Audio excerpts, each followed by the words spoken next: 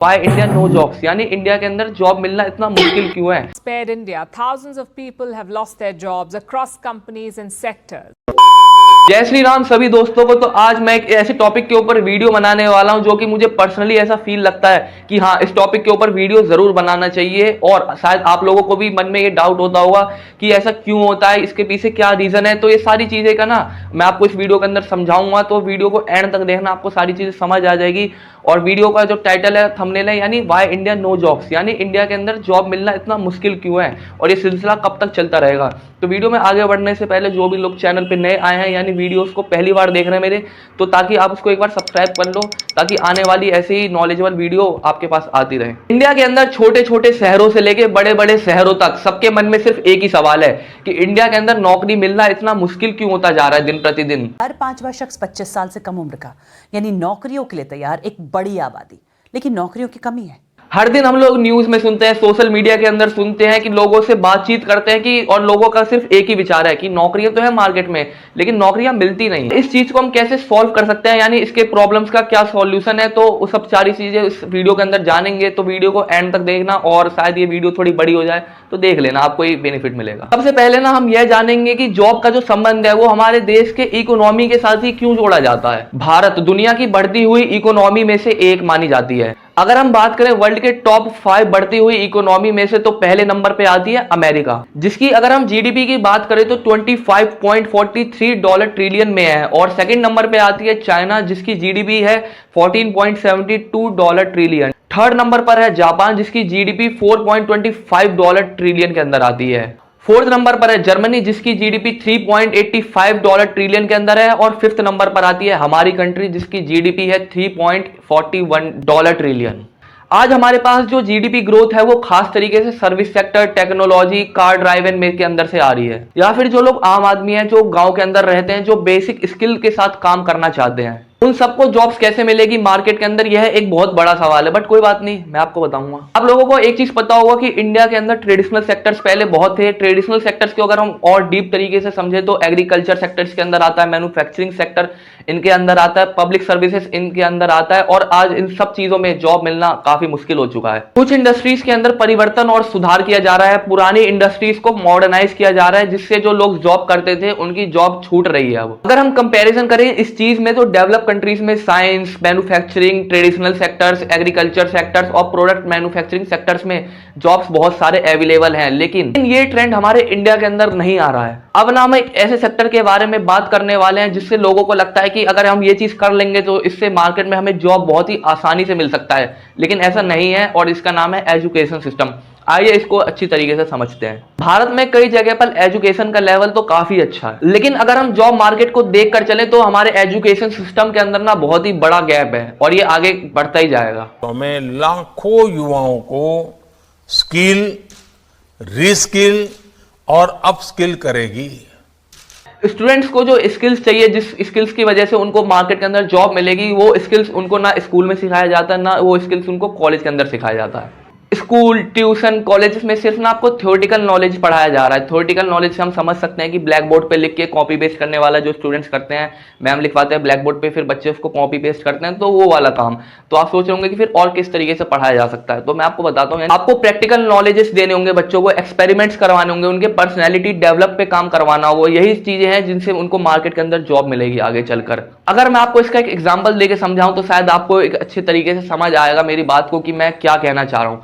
MBA करने वाले जितने भी स्टूडेंट्स हैं, बीटेक करने वाले जितने भी स्टूडेंट्स हैं, इंजीनियरिंग, डॉक्टर, जितने भी ये चीजें मतलब कर रखा है, यानी जितने भी ग्रेजुएट्स, मास्टर्स कर रखा है, ये लोगों को भी मार्केट के अंदर जॉब नहीं मिल रहा होगा। आपने शायद देखा होगा कि आपके कोई फ्रेंड्स, रिलेटिव्स, जितने भी आप कुछ जो लोग ये कोर्स कर रहे हैं या कर चुके हैं, उन लोगों को भी जॉब नहीं मिल रहा है मार्केट के अंदर। और शायद अगर आपको ग्रेजुएशन और मास्टर्स करने के बाद अगर आपको जॉब्स मिल भी जाए तो जॉब्स की स्टार्टिंग होती है 15-20 और लास्ट 25,000, इससे ज्यादा नहीं होती है। यानी अगर आप खुद सोचो इस बात को कि आप पहले नर्सरी से लेकर 12th तक, यानी 14 साल आपने पहले स्कूल में बिताए, फिर 3 साल आपने ग्रेजुएशन में बिताया, फिर 2 साल आपने मास्टर्स में बिताया, फिर इन चीज़ों में कितना खर्चा आया, फिर उसके बाद आपको भाई आखिरी में सैलरी कितनी मिल रही है, 15-20 हज़ार। तो इससे भाई आपको क्या ही गुजारा चलेगा।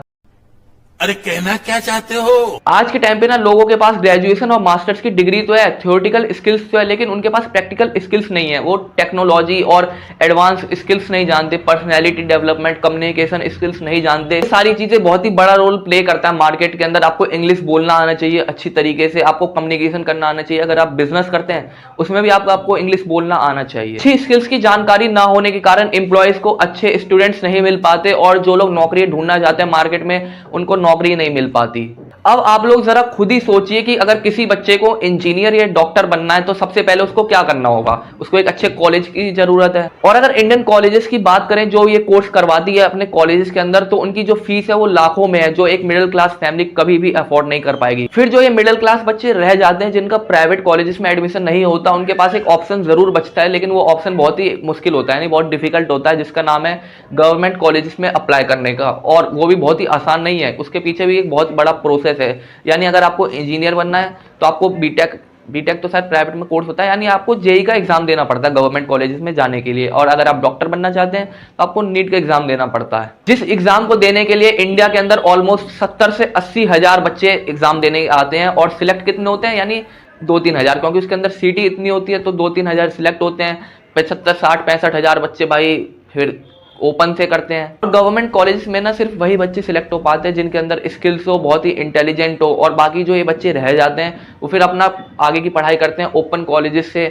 ठीक है, फिर उनको आगे चल के जो परेशानी आती है वो परेशानी उनको जॉब्स ढूंढने में आती है, जो उनको फ्यूचर में करना ही पड़ेगा। और जो लोगों को लगता है कि सरकारी नौकरी बहुत ही आसान होने वाली है, तो ऐसा कुछ नहीं है। सरकारी नौकरी का भी यही क्राइटेरिया है, यही मारामारी सरकारी नौकरी के अंदर भी है। यानी जनरल वालों के लिए तो देखो हर जगह ही है, और अगर आप SC ST हो तो शायद आपका फिर सरकारी नौकरी में हो जाए, क्योंकि पता होगा SC ST वालों का अगर जनरल वालों का 90% की कट ऑफ जाती है, तो SC ST वालों का आई थिंक 60 या 65 वालों तक में हो जाता है। इंडिया के अंदर ऐसा नहीं है कि बच्चे पढ़ना नहीं चाहते या फिर उनको इस चीज के अंदर इंटरेस्ट ही नहीं है, ऐसा बिल्कुल भी नहीं है। डिमांड पूरी है स्टूडेंट्स की, लेकिन जो गवर्नमेंट है वो सप्लाई नहीं दे पा रही है एजुकेशन सिस्टम को और ग्रो करने के लिए। तो शायद एक ये मेन रीजन हो सकता है। एक टाइम ऐसा था कि इंडिया के अंदर जो खेती बाड़ी थी वो इंडिया की रीढ़ की हड्डी बन चुकी थी, और आज के टाइम पे जो खेती बाड़ी है वो उत्पाद नहीं दे पा रही है, यानी अच्छे से वो भी ग्रो नहीं हो पा रही है, और वहां पे भी खेती बाड़ी करना बहुत ही मुश्किल होता जा रहा है। कुछ लोगों का ना ऐसा मानना है कि खेती का आधुनिक करके यह प्रॉब्लम को सॉल्व किया जा सकता है। ये काम इतना भी आसान नहीं है, क्योंकि खेती बाड़ी करने के लिए आपको टेक्नोलॉजी चाहिए, और जो नए लोग हैं उनको स्किल्स की जरूरत पड़ती है इस चीज के अंदर।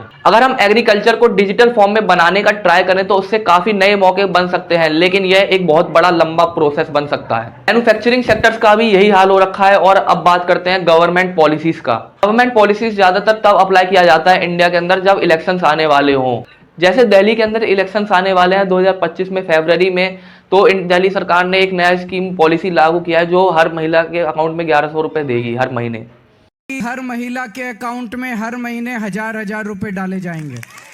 अगर हम प्राइम मिनिस्टर मोदी जी की मेक इन इंडिया या स्किल इंडिया की बात करें, ये सारे मिशन अच्छे हैं, लेकिन इन मिशंस को फॉलो करना, इनको ग्राउंड लेवल तक अच्छे तरीके से इनको इम्प्लीमेंट करना अगर नहीं कर पाए तो ये पॉलिसीज किसी काम के लागू नहीं होंगे। एक और प्रॉब्लम है जिसकी वजह से नौकरियां मिलना और ही मुश्किल होता जा रहा है इंडिया जैसी कंट्री के अंदर, जिसका नाम है करप्शन, जो देश को आगे बढ़ने में, ग्रो करने में रुकावट डालती है, इकोनॉमी को ग्रो करने के अंदर रुकावट डालती है। अगर गवर्नमेंट अपने पॉलिसीज को सही तरीके से लागू करे तो यह एक मददगार साबित होगा, इससे लोगों को यानी मदद मिल सकती है। प्राइवेट सेक्टर्स जो है, जो जॉब को दिलाने में बहुत बड़ा रोल प्ले करता है, वो भी एक काफी लिमिटेड स्केल पे होता है। आज के टाइम पे इंडिया के अंदर जो टेक्नोलॉजी डेवलप हो रही है, जैसे AI, ChatGPT, जो कि एक बहुत ही बड़ा रोल प्ले करेगा आगे चल के, जिसकी वजह से जो लोग मार्केट के अंदर नौकरियां कर रही हैं उनकी नौकरियां जा सकती है और फ्यूचर में शायद और भी जाए। इसे अगर आपको एक एग्जांपल देके समझाऊं तो कॉल सेंटर इंडस्ट्रीज में जहां पर पहले वर्कर्स काम करते थे, लेकिन अब उनका काम करना मशीन ने स्टार्ट कर दिया है और इससे बेरोजगारी बढ़ रही है। एक और प्रॉब्लम है जो मुझे पर्सनली ऐसा फील लगता है कि हाँ, इसकी वजह से भी बेरोजगारी बढ़ रही है, जिसका नाम है डेमोग्राफिक स्ट्रक्चर, यानी पॉपुलेशन में ग्रोथ। देशों की बढ़ती गिरती आबादी में प्रवासियों का क्या हाथ है, और क्या बढ़ती आबादी हमारे लिए एक विकास का मौका है? वर्ल्ड हाईएस्ट पॉपुलेशन ग्रो करने में फर्स्ट पे चाइना आती है और सेकंड नंबर पे आती है इंडिया। इंडिया के जो यूथ ग्रो हो रहे हैं, जिनको आगे चलकर बाय चांस नौकरियां नहीं मिलती, तो जिसके कारण बेरोजगारी की जो संख्या यानी अनएम्प्लॉयमेंट की जो रेट है वो आगे चलकर और बढ़ेगी। अब बात करते हैं इस पूरे प्रॉब्लम का सॉल्यूशन क्या है। तो पहले हमें एजुकेशन सिस्टम को चेंज करना होगा। सबसे ज्यादा फोकस जो हमें करना होगा वो एजुकेशन सिस्टम पे करना होगा और स्कूल, कॉलेजेस, यूनिवर्सिटीज ज्यादा से ज्यादा बनानी होगी। स्टूडेंट्स को थ्योरेटिकल नॉलेज के साथ प्रैक्टिकल स्किल्स भी देने होंगे, जिसकी आगे चलकर मार्केट में डिमांड होगी। वीडियो के अंदर इतना ही। और आपको क्या लगता है, यानी आपके क्या पॉइंट्स है कि और क्या चेंजेस किए जा सकते हैं जो बेरोजगारी संख्या को कम करें, तो कमेंट में आप अपना ओपिनियन दे सकते हो। और मिलते हैं नेक्स्ट वीडियो के अंदर बहुत जल्दी। वीडियो को अच्छा लगा हो और चैनल को सब्सक्राइब कर लेना, और काफी चीजें आपको आई होप समझ आया होगा। मिलते हैं नेक्स्ट वीडियो के अंदर बहुत जल्दी। Like, comment, share, subscribe.